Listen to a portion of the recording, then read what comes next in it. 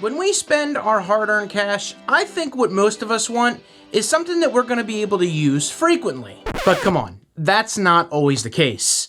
So in this video, I'm going to tell you why I originally bought and returned the iPad Air 4th generation, and then bought it again a couple weeks ago after it's been out for like 6 months. Why? So you can feel better about yourselves. Ever since the iPad was originally introduced, what do you think the biggest argument / criticism was among the experts? Most of you are probably like, I don't care. That's okay. I don't expect you to care. I mean, that question was really more for the nerds like myself who are fanboys / critical of Apple. This iPad is only for consumption. You can't get any work done on it, which is true, depending on who you ask. When I was a little bit younger and living with my wife, we needed a computer. I asked some friends and they're like, dude, you should check out Apple. My immediate response was like, nah, those are for creative people who edit photos, videos, etc. Besides, it doesn't use any of the software that I use. It's too expensive, blah, blah, blah. Oddly enough, the year we were looking was the first year Apple introduced Mac OS X. Of course, I did the same thing when the first iPhone came out. More excuses. My point here is just because something may not be perfect when it arrives, if it's still around many years later, your initial thought is probably wrong now. The iPad has evolved into so much more than just watching videos, browsing, etc. Now, yeah, some people may only use it for those reasons, which is totally fine, but the amount of productivity I now use my iPad has changed tenfold, and I'm actually probably just as surprised as you are. Much like my needs changed for computers and phones. Now, when the iPad Air 4th Gen was introduced, I was immediately drawn to the updated design and the price. I thought, this is exactly what I'm looking for. I didn't want to drop so much money on the iPad Pros because I felt like I wouldn't really use it to its fullest potential. But was the iPad Air any different just because it cost less? And by less, it's not exactly cheap, coming in at $600 for 64 gigs. Let's just say it's more affordable than the iPad Pro, which started at $799 for the 11-inch version. Now, when I picked up my brand new iPad Air 4th Gen, of course, I also ordered the keyboard for the high price of $299 and the pencil for $129. So, $1,027 plus tax later, I have my answer for the iPad Pro. Or so I thought. Now, let me tell you right off the bat, the keyboard, it's legit.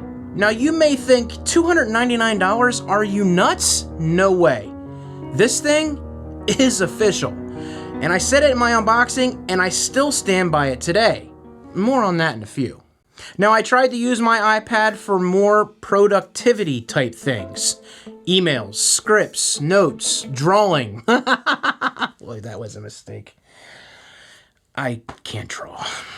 Unfortunately, I found myself just going back to my laptop or my desktop to do most of this work. I can't really explain what it was, I just felt like something was missing. I spent $1,000 on a tablet that's just a little bit more portable than my laptop, but can't do what my laptop can do. So, I decided to return it. Fast forward 7 months later, things change. I'm looking to step up my production, and I think maybe the iPad Air 4th Gen could offer what I need now. So luckily I was on Twitter and happened to catch fellow YouTuber GameSky selling his iPad Air 4th Gen with Magic Keyboard and a pencil. And this was for a price I was way more comfortable spending for it. It was meant to be, so I picked that sucker up and here we are. Did I make another mistake buying this again? Will I admit it? Well, before I answer that, are you making a mistake? Because I noticed, yeah, 98% of you watching this aren't subscribed. Am I doing something wrong? Go ahead and feel free to leave feedback in the comment section down below. But if you are enjoying the tech that I do review and my honest opinions, hit that subscribe button, turn on notification bell so you don't miss my next video. So, back to the question. let's go ahead and take a look. This time around, I feel like I actually had a few more things that I wanted to be able to use it for. The first thing was I actually did need to dedicate myself to use this iPad for emails, scripts, and video research. Have I mentioned how much I love this keyboard? You know what, if you really can't get behind a $300 price tag for a keyboard, I do have another pretty cool option, real quick. This is the Logitech Folio keyboard. This thing is actually really cool. It does everything the Magic Keyboard does for 150 bucks. Oh, and it actually has that little strappy thing on it that keeps your pencil locked down, unlike the Apple version, which I originally thought the magnet was awesome on the iPad until I started carrying it around and knocking the pencil off. I'll go ahead and put a link in the description if you want to check it out for yourself. Should I do accessories for the iPad Air? Go ahead and give this video a thumbs up, and also comment down below what you want to see. So one thing I was definitely not using this iPad Air for, and has really helped me out a lot, is my teleprompter setup, which is literally right there. Since I have changed my setup, I'm standing a little further away from the camera, and I needed something much larger than my tiny little iPhone screen. I know it's not small, but it wasn't cutting it anymore.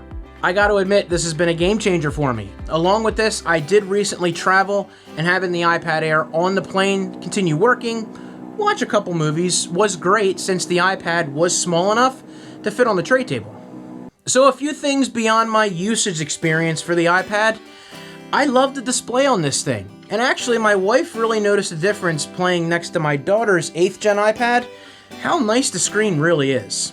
I didn't even realize this till I had them side by side. Now I feel like this size bridges the gap between using my iPhone 12 Pro Max and hauling around a laptop.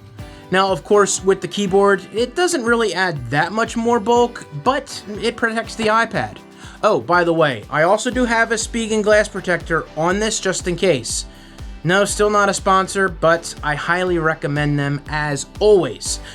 Link in the description. Now let's talk about that battery life. It was great. As always, Apple's been great with the iPads. Surprisingly, they keep putting more stuff on it, but the batteries don't get any worse. For those of you who may not have used iPads in a while, they updated the connector to USB-C, which does allow very fast charging, and by the way, make sure you use the larger wattage wall wart. It will take a while to charge if you don't. Now, I would certainly love to see the iPhones get the USB-C, so I don't have to carry so many damn cords around. Don't get me wrong, the Lightning was so much better than the 30-pin, but I am noticing that they do get damaged a little more easy. So I think I'm just ready to move on. Speaking of that, have you seen my very first review of the iPhone? No, not the 3G or the 3GS. Don't worry, it's on the 12 Pro Max. And yes, it's actually my first review. It's right there. Go ahead and hit that sub button too. Thumbs up, take it easy. See you in the next video.